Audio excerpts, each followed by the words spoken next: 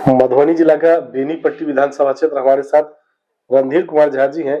इनकी पत्नी यहाँ से जिला परिषद की सदस्य है और कम उम्र में पहली बार वोट डालने की उम्र में इन्होंने पंचायत का चुनाव जीता, जिसको मिनी विधायक भी कह सकते हैं।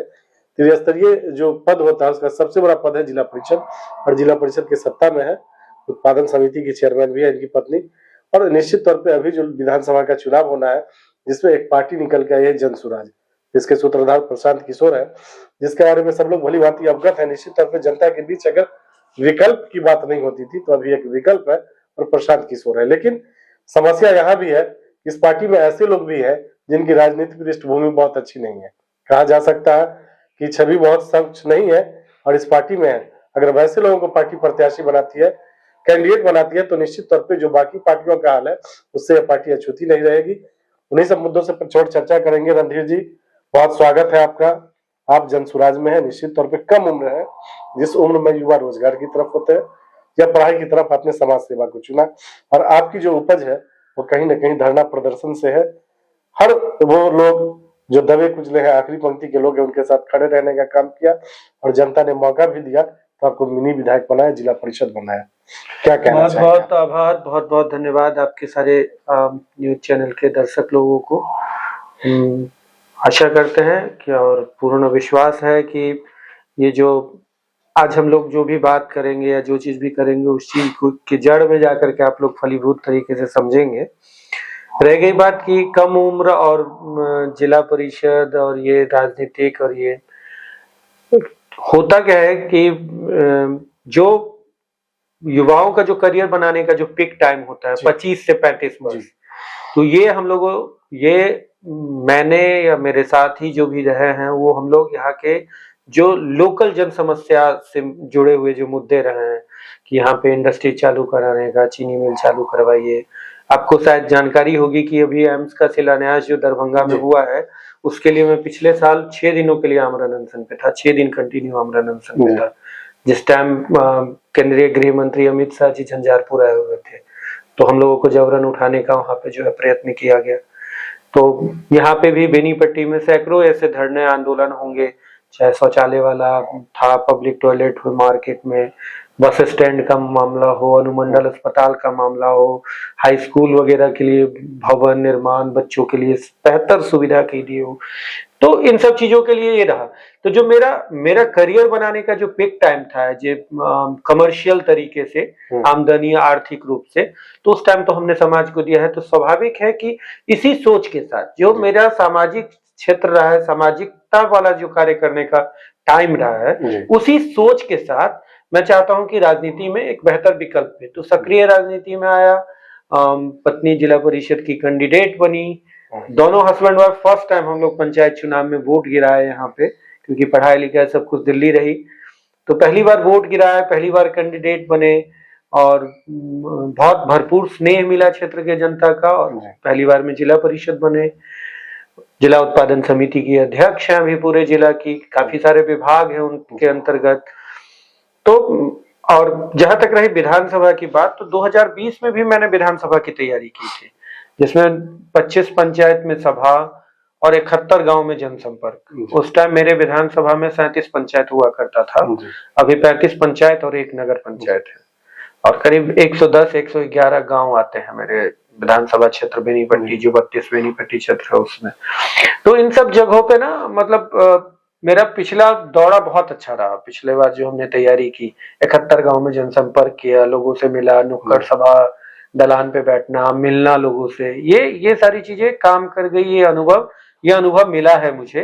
और तो उसका लाभ 2021 के जिला परिषद के चुनाव में आपको 21 में मिला। 21 में आप एक चीज और बिलीव करने वाली बात नहीं है कि मैं जो 25 पंचायत में जो सभा किया था, तो जो मेरा अभी जिला परिषद का पंचायत है उसमें 2 ही पंचायत में मैंने किया था, बाकी सब दूसरा पंचायत, बाकी उस पंचायत में मैंने नहीं किया, मैं आया ही नहीं था। 25 में से जो मैं अपने नजदीक के पंचायत को छोड़ के दूर दूर के पंचायतों में कर रहा था कैंपेनिंग। तो खैर फिर भी लोगों ने मौका दिया, बेनिफिट मिला।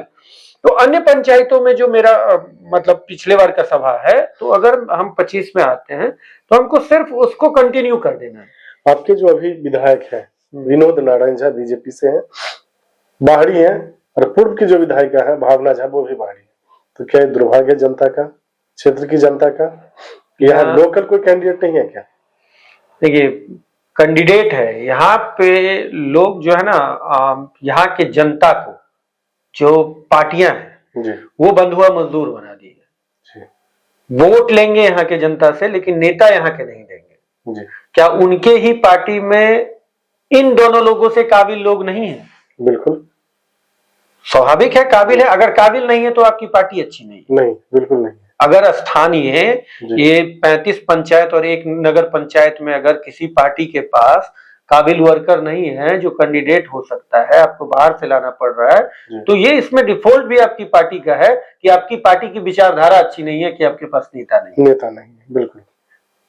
लेकिन लोग जो अपने रोजमर्रा के जीवन में है, अपने कार्यकलाप में है, तो यहाँ पे विकल्प भी नहीं है कि कौन किसको वोट करेगा। यहाँ पे अभी तक विकल्प ये रहा था कि हमको किसी दोनों में से किसी को लेना, हमको तेजस्वी यादव को या लालू के परिवार को मुख्यमंत्री नहीं बनाना है तो हम बीजेपी को वोट करें, हमको एनडीए गठबंधन को वोट नहीं करना है इसीलिए हम इसको वोट करेंगे।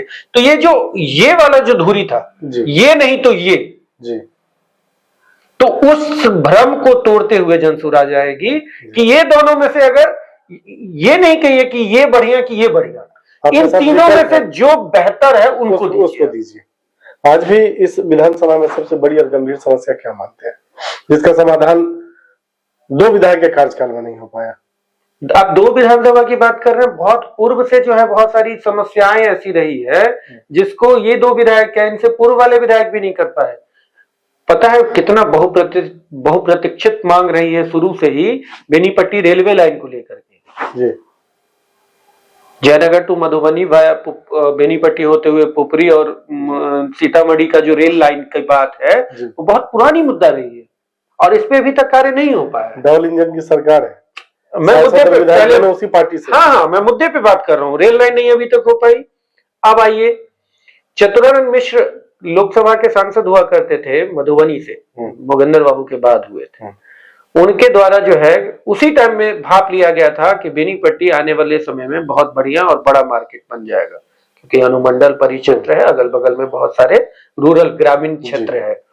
तो उन्होंने एक बाईपास रोड की मांग की थी उसी टाइम पे कि बेनीपट्टी मार्केट से पहले ये हनुमान चौक आदि के पास से एक बाईपास रोड निकाला जाए जो बेनीपट्टी मार्केट को छोड़ते हुए सीधे निकलेगी अनुमंडल पे, जो लोगों को जो लंबी दूरी तय करने वाले आसान हो जाए। आप बुधवार को और शनिवार को बेनीपट्टी मार्केट में जाइए, आपकी गाड़ी को निकलने में मार्केट में 1 घंटा लगेगा। बस स्टैंड 11 कट्ठा जमीन बेनीपट्टी मार्केट में है, बहुत बड़ी मांग और लंबी मांग रही है बस स्टैंड की, लेकिन सारी की सारी जमीन अतिक्रमण हो गई है, लेकिन कोई भी विधायक बोलने के लिए राजी नहीं है, इस पे तैयार नहीं है। बेनीपट्टी अनुमंडल अस्पताल बन गया, पीएचसी है, प्रसूति के लिए महिलाएं हॉस्पिटल जाती है, महिला डॉक्टर नहीं है, जो कि इससे पूर्व में विधायक जो थी महिला थी।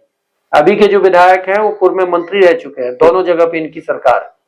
उसके बावजूद अभी तक महिला डॉक्टर के लिए हम लोग आवाज उठाते रह गए, तरसते रह गए। महिला डॉक्टर जो है बेनीपट्टी में नहीं हो पाया, जो प्रसूति ढंग से, क्योंकि गरीब महिलाएं जाएंगी कहाँ जाएंगी, वहीं पे उनके बच्चे होते हैं और वहां पे एएनएम सीएचओ ये जो है वो प्रसूति करवाती है वहां पे। तो समस्या तो बहुत सारी है। अब कलुआही बेल्ट की जब बात करेंगे, जब कलुआही में जन समस्याओं को देख करके दृष्टिगोचर करके जब वहां पे बात होती है, तो इतने बढ़िया बढ़िया वहां पे टूरिज्म का क्षेत्र है जिसको डेवलप करने की राजराजेश्वरी स्थान है, वहां पे पंचमुखी महादेव का स्थान है। इन सबको डेवलप करने के, एक दूसरे को जोड़ने की आवश्यकता है, कनेक्ट करने की आवश्यकता है। इन सब चीजों पे किसी का कोई फोकस नहीं है, कोई ध्यान नहीं है। सीधा और सिंपल है, वोट लेके जाना है पार्टी के नाम पे और दोबारा दर्शन नहीं देना है, सिर्फ बोझ खाने आना है।